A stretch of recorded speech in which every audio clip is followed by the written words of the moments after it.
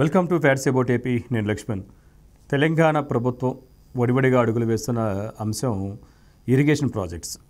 కేసీఆర్ ప్రభుత్వంలో దశాబ్ద కాలంగా ఇరిగేషన్ ప్రాజెక్ట్స్ ఎక్కడెక్కడ నిర్మించారు, దాంట్లో జరిగిన అవకతవకలు ఏంటి, ఆయకట్టుకి సరిగ్గా నీరు అందిస్తున్నారా లేదా అన్న అంశాలపైన 2 రోజులుగా ముఖ్యమంత్రి రేవంత్ రెడ్డి గారు సమీక్షలు నిర్వహిస్తున్న క్రమంలో కాళేశ్వరంలో జరిగిన మేడిగడ్డ లక్ష్మీ బ్యారేజ్ పిల్లర్స్ కుంగిపోయిన దానిపైన ప్రత్యేక దృష్టి సారించడం జరిగింది. దీన్ని ఇప్పటికే జ్యుడిషియల్ ఎంక్వైరీ చేశారు.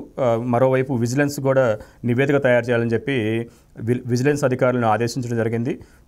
విజిలెన్స్ అధికారులు ఇప్పటికే కాళేశ్వరంలో ఉన్న ప్రధాన కార్యాలయం అయితేనేమి, హైదరాబాద్లో ఉన్న ఇరిగేషన్ కార్యాలయం అయితే సోదాలు నిర్వహిస్తున్నారు. 12 బృందాలుగా విడిపోయి ఇరిగేషన్ ప్రాజెక్ట్స్ మొత్తం సంబంధించిన కార్యాలయాల్లో ఏమేమి ప్రాజెక్ట్స్ జరిగాయి, ఎస్పెషల్లీ కాళేశ్వరంలో ఏం జరిగింది అనే అంశాలపైన ఒక విలువైన డాక్యుమెంట్స్ కానీ మిగతా పత్రాలు కానీ స్వాధీనం చేసుకొని ఒక నివేదికను అయితే తయారు చేసి ముఖ్యమంత్రి గారికి అయితే అందజేయాల్సిన అవసరం ఉంది.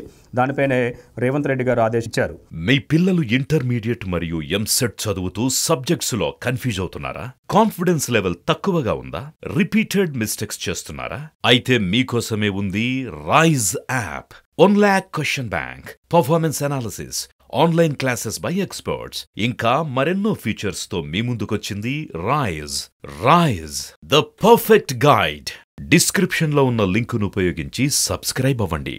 అయితే 2016లో ప్రారంభమైన కాళేశ్వరం ప్రాజెక్టు గోదావరి నీళ్ళు లిఫ్ట్ ఇరిగేషన్ ప్రాజెక్టు ప్రపంచంలోనే అతిపెద్ద ఈ ప్రాజెక్ట్ కాళేశ్వరం ప్రాజెక్టు. దీనికి దాదాపు 1,00,000 కోట్లు పెట్టి ఈ ప్రాజెక్టు పూర్తి చేశారనేది అంచనా. అయితే దాదాపు 45 లక్షల ఎకరాలకు ఈ లిఫ్ట్ ఇరిగేషన్ ద్వారా, అతిపెద్ద లిఫ్ట్ ఇరిగేషన్ ద్వారా రైతులకు నీరు అందించాలని చెప్పి కేసీఆర్, అప్పుడున్న ముఖ్యమంత్రి గారైన కేసీఆర్ గారు నిర్ణయించి ఆయన సంకల్పంతో కట్టిన ఈ ప్రాజెక్టు ఇప్పుడు తప్పులు తడకగా మారింది. నాణ్యతా లోపాలు దొర్లి ఏదైతే ప్రాజెక్టులు నిర్మించారో ఆ ప్రాజెక్టులు కూలిపోయటానికి సిద్ధంగా ఉన్నాయి. నాణ్యతా లోపాలు స్పష్టంగా కనిపిస్తున్నాయని ఇట్లు లక్ష్మీ బ్యారేజీ, మేడిగడ్డ బ్యారేజ్ కావచ్చు, సుందెల్ల, అన్నారం ప్రాజెక్టులపై కూడా ఇప్పుడు సమగ్ర సర్వే రిపోర్ట్ చేసి నాణ్యతా లోపాలు ఏమైనా ఉంటే సరిచేసి మిగతా కార్యక్రమాల వైపు వెళ్ళాలని ఆలోచన చేస్తున్నారు. ఇది 2019 నుంచి యూటిలైజేషన్కి వచ్చింది రైతులకి.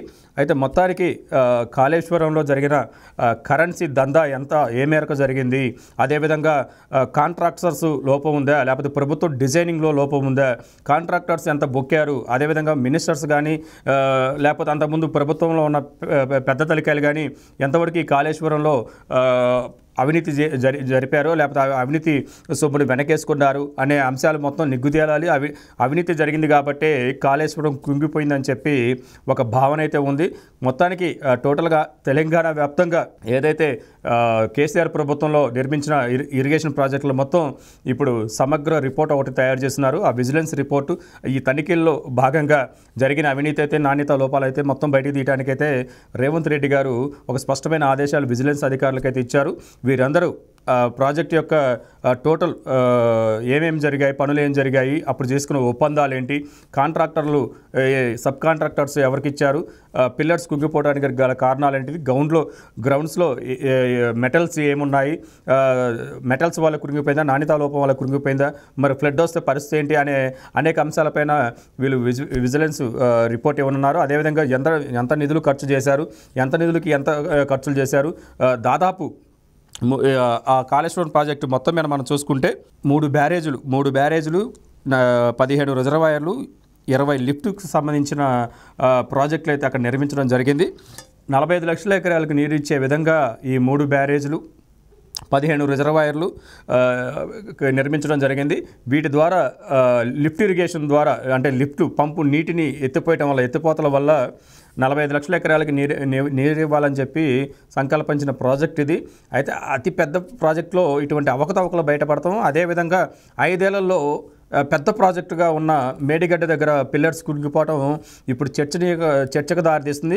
ఇదే పెద్ద హాట్ టాపిక్గా మారింది. గతంలో ఇప్పుడు అనేక ప్రాజెక్టులు 2 తెలుగు రాష్ట్రాల్లో నిర్మించడం జరిగింది. బ్రిటిష్ కాలంలో కూడా ప్రాజెక్టులు నిర్మించడం జరిగింది. అవి చెక్కు చెదరకుండా అలానే నిలబడి ఉన్న ప్రాజెక్టులు ఇప్పుడు 5 ఏళ్లకే కురిగిపోవడం, కొత్తగా కట్టిన ప్రాజెక్టులు ఏంటి అని చెప్పి ప్రశ్నలు తలెత్తుతున్నాయి. పెద్ద ఎత్తున అవినీతి జరిగింది కాబట్టి ఈ ప్రాజెక్టులు గోదావరి జలాల్లో కొట్టకపోవడానికి సిద్ధంగా ఉన్నాయని చెప్పి మరోవైపు ప్రజలు కూడా ఆగ్రహం ఆగ్రహం వ్యక్తం చేస్తున్న పరిస్థితి కనిపిస్తుంది. అందుకనే రేవంత్ రెడ్డి గారు చాలా స్పష్టంగా న్యాయ విచారణకు ఆదేశించారు. అదేవిధంగా విజిలెన్స్ కూడా పూర్తి ఎంక్వైరీ చేసి నివేదిక అందజేయాలని చెప్పి ఆదేశాలు అయితే జారీ చేశారు. ఇరిగేషన్ ప్రాజెక్ట్స్ పైన అయితే మాత్రం సాగునీటిని రైతులకు అందించే విషయంలో మాత్రం కాంగ్రెస్ ప్రభుత్వం చాలా స్పష్టమైన నిర్ణయాలతో ముందుకు వెళ్తున్నట్టు ఈ విషయం ద్వారా మనకు అర్థమవుతుంది అయితే ఉంది. మొత్తంగా రేవంత్ రెడ్డి గారు ఎంతో వడివడిగా అడుగులు వేస్తూ ఈ కాళేశ్వరంలో జరిగిన అవినీతిని నిగ్గు తేల్చే క్రమంలో ముందుకు వెళ్తున్నట్టుగా మనకు కనిపిస్తుంది.